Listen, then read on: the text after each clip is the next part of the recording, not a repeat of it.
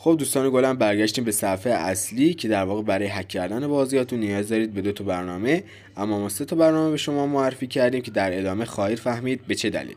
اولین برنامه ما کیجو مولتی اسپیس پرو نسخه وی آی پی هستش که در واقع شبیه ساز ما در این ویدیو هستش. دومین برنامه گیم گاردین نسخه اصلی و سومین برنامه گیم گاردین نسخه دارک فایر.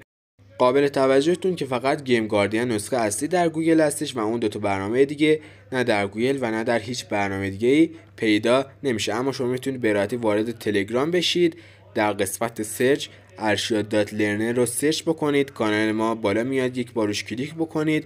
پس از وارد شدن ما از ردیف بالا به پایین برنامه رو براتون قرار دادیم، شما میتونید اونا رو به راحتی نصب بکنید و به علاوه یک وی پی ان هم به نام کاناری وی پی ان به شما معرفی کردیم که برای بازی های آنلاینتون به مشکل بر نخورید. دوستان بعد از اینکه شما برنامه رو از طریق کانال تلگرام ما نصب کردید، از تلگرام خارج میشید و حالا وارد کیجو مولتی اسپیس یا همون شبیه سازمون میشیم عزیزان. بعد از وارد شدن به این برنامه در همون قسمت بالا میتونید اسمش رو هم مشاهده بکنید، اما موضوع اصلی این هستش که چطور میتونید برنامه رو اضافه کنید. در همون قسمت بالا سمت راست یک به اضافه میبینید، یک بار روش کلیک بکنید و حالا بهتر هستش که یک بار دیگه دکمه برگشت رو بزنید و دوباره در همون به اضافه کلیک بکنید عزیزان. این کار به این دلیل هستش که در همون بار اول بیشتر برنامه‌تون نمایش داده نمیشه، اما با این کار شما میتونید این مشکل رو برطرف بکنید. قابل توجهتون داشته باشید که برای بازی اکانتیتون نیاز دارید به اضافه کردن پلی استور و کروم به علاوه گیم گاردین و حالا بازی مورد نظرتون. فقط اگر بازی آنلاین میخواید هک بکنید حتما پلی استور و کروم رو اضافه بکنید که به مشکل بر نخورید. پس از اینکه شما اضافه کردید برنامه‌تون رو، یک قابلیت خاص دیگه که این شبیه ساز داره، میتونید یک بار اون برنامه‌ای که میخواد روش بگیرید و کاستومیزیشن رو بزنید، عکسش رو تغییر بدید. حالا من به همون شکل اولیه درش میارم که با مشکل بر نخوره. حالا وارد برنامه گیم گاردین میشیم و قابل توجهتون ما در تمام ویدیو فلش زدیم که به مشکل بر نخورید. حالا روی قسمت فیکس اید کلیک میکنیم و در قسمت پریون آنلود هم یک بار دیگه کلیک میکنیم و بهتر هستش که این لول ها رو روی لول 1 قرار بدیم که برای هک کردن بازیامون در ادامه به مشکل نخوریم عزیزان. پس از این کارها روی استارت یک بار کلیک بکنید و همونطور که میبینید آیکون ما به نمایش در اومده و حالا باید وارد بازیمون بشیم.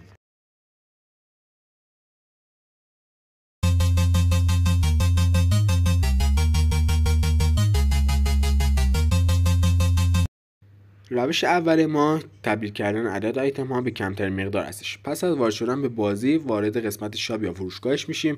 حالا هر بازی که بود دنبال آیتم ها میگردیم که عددشون زیرشون گذاشته باشه. در این قسمت ما 50000 رو انتخاب میکنیم، یک بار روی آیکون گیم گاردین کلیک میکنیم، در همون قسمت اول به صورت خودکار عکس بازیمون بهمون نمایش داده میشه، روش کلیک میکنیم. هر بازی بود در همون قسمت اول هر بازی.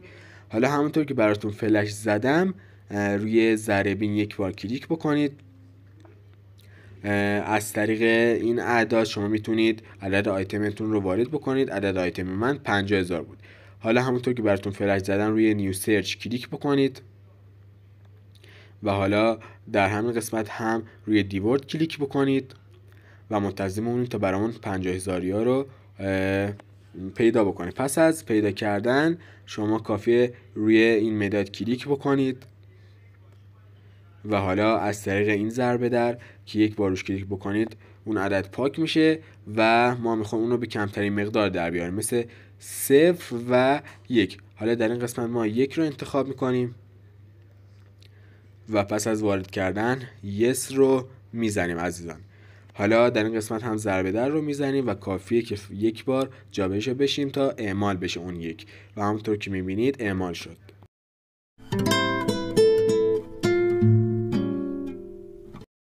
بچه دقیقاً برای آیتم های دیگه هم همینطور هستش، فقط کافی عددش رو نیو سرچ بکنید و اون رو به کمترین مقدار از طریق مداد تغییر بدید دوستان عزیزم. این بود از روش اول.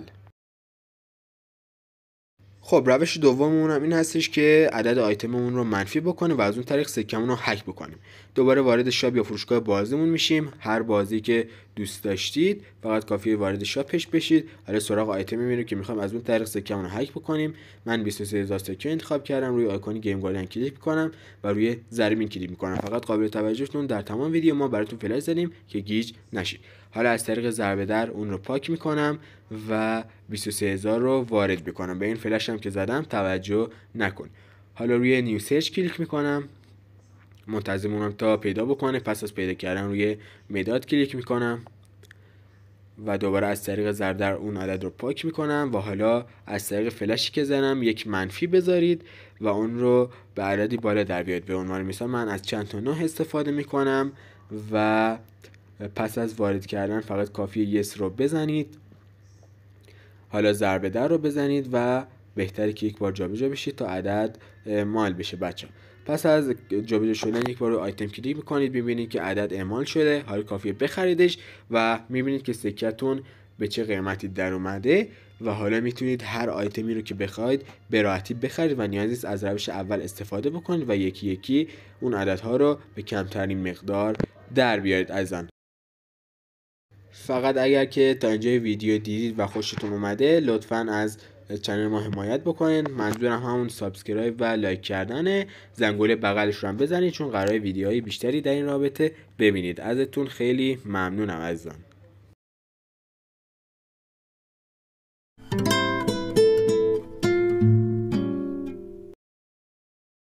خب میرسیم به هک یه بازی دیگه به نام ال اسپورت که این دفعه میخوام یه راست سکمون رو هک بکنیم و سراغ آیتم ها نریم. دوستان عزیزم به دلیلی که من چند بار این بازی رو هک کردم عدد من منفی شده و حالا شما همون تعداد سکه بازیتون رو وارد بکنید. برای هکش یک بار روی گیم گاردین کلیک میکنم، در همون قسمت اول بازی میاد روش کلیک میکنم و در این قسمت هم روی ضربین کلیک میکنم و عدد اولیه رو از طریق ضربه در پاک میکنم و تعداد سکه‌ای که دارم رو وارد میکنم. بعد از اینکه بچه رو وارد کردید در این قسمت نیو سرچ رو یک بار کلیک بکنید. بله بعد از که پیدا کرد یک بار روی مداد بزنید و حالا عدد اولیه رو از طریق ضرب در پاک بکنید و به اون تعداد سکه که میخواد تغییر بکنه وارد میکنید. به عنوان مثال من از چند تا 9 استفاده کردم و بعد از وارد کردن یک بار روی یس میزنم و بعد ضرب در رو میزنم. حالا کافیه جابجا بشید و یک آیتم بخرید که سکتون برسه و میبینید که اعمال یافته و بعد هم اون تعداد سکه‌ای که خرج آیتم کردید ازش کم شده. دوستان عزیزم این بود از این روشمون که اومدیم یک راست خود سکه رو هک کردیم، سراغ آیتم ها نرفتیم و حالا اگر هم که خود بازی امنیتش روی آیتم هاش باشه از این روش ما میتونیم اون رو هک بکنیم. اگر که حالا مثلا از اون روش نشد میتونید از این روش استفاده بکنید. دوستان عزیزم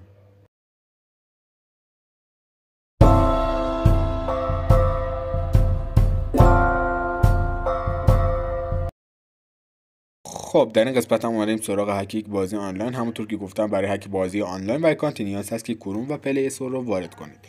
برای هک بازی هم یک بار روی آیکون گیم گاردین کلیک میکنم و در قسمت اول عکس بازی میاد روش کلیک میکنم، روی ضربین کلیک میکنم و عدد رو پاک میکنم و تعداد سکه که در حال حاضر در بازی داریم رو وارد میکنیم و نیو سرچ رو میزنیم و منتظر میمونیم تا پیدا بکنیم.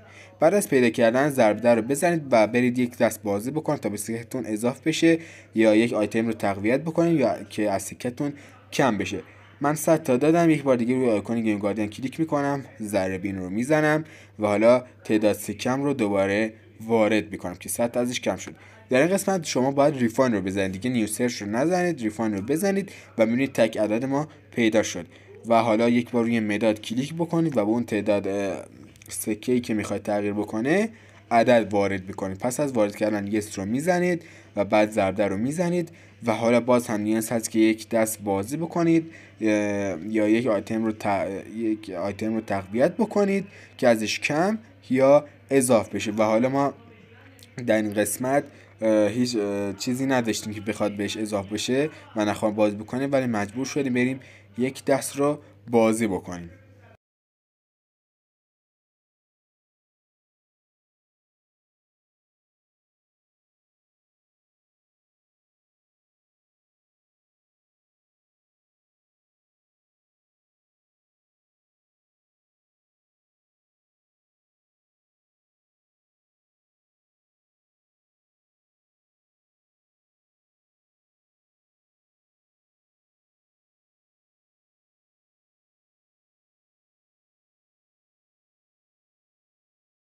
خب بعد از یکم بازی کردن از بازی خارج میشیم و حالا میبینیم که اون تعداد سکه که ما وارد کرده بودیم تغییر کرده و به عددی که میخواستیم در اومده بچه‌ها. و حالا شما میتونید هر آیتمی که میخواید رو تقویت بکنید یا بخرید. برای هک جم یا الماستون هم دقیقاً همین روش رو میتونید امتحان بکنید، یعنی که مثلا به عنوان مثال 53 تا جم دارید، واردش میکنید، نیو سرچ میزنید، بعد که پیدا کرد یه تعداد ازش کم میکنید، به عنوان مثال میشه 57 تا، دوباره ذره بین 57 رو وارد میکنید و این دفعه ریفاین رو میزنید. پس از اینکه تگ عددتون پیدا شد، از طریق مداد اون رو به حالا چند تا 9 میرسونید، چند تا 8 میرسونید و بعد کافی یک دست بازی بکنید یا یک آیتم ارتقا بدید تا ازش کم یا اضافه بشه و جم هم همینطور هک میشه. و حالا پس از این کارا میتونیم بریم به بازیمون برسیم.